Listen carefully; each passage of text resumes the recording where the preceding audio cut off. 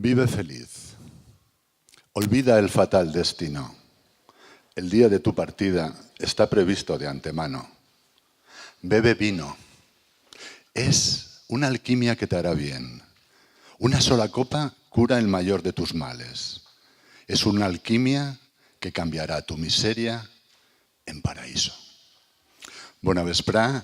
M'he permès introduir l'acte, que no sabia com, en aquest vers d'un poeta quasi tan bo com Vicent Andrés Estellés, Omar Khayyam, poeta persa del segle XI.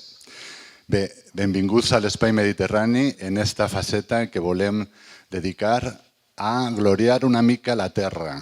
Avui hi haurà aquí amor a la terra, poesia, música i degustació de vins. Podeu demanar alguna altra cosa, però crec que és un bon programa.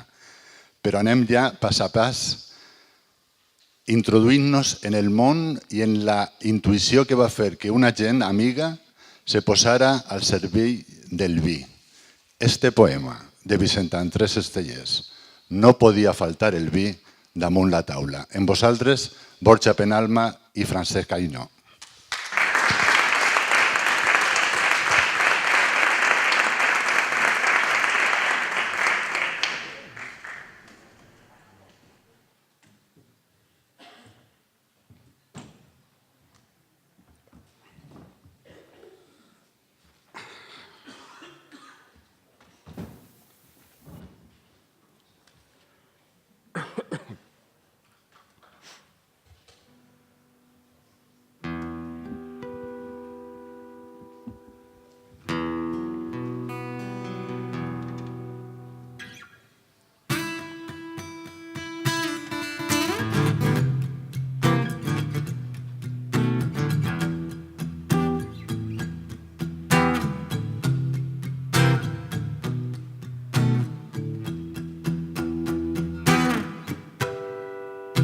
No podia faltar el vi damunt la taula.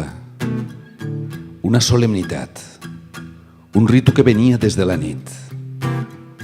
El vi encenia la taula, encenia la casa, encenia la vida. Una vella litúrgia el posava a la taula, una vella litúrgia nocturna, inescrutable, encenia la sang, palpitava en els ulls. Una solemnitat, un ritu que venia des de la nit febril de la caverna.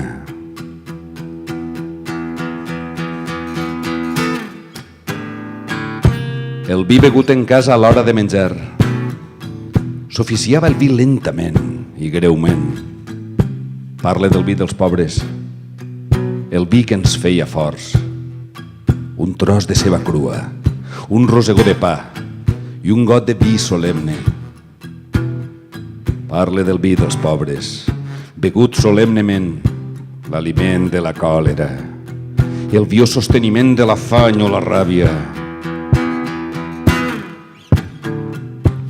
el vi de l'esperança, el vi dels sacrificis, l'esperança rompuda, plantar cara a la vida,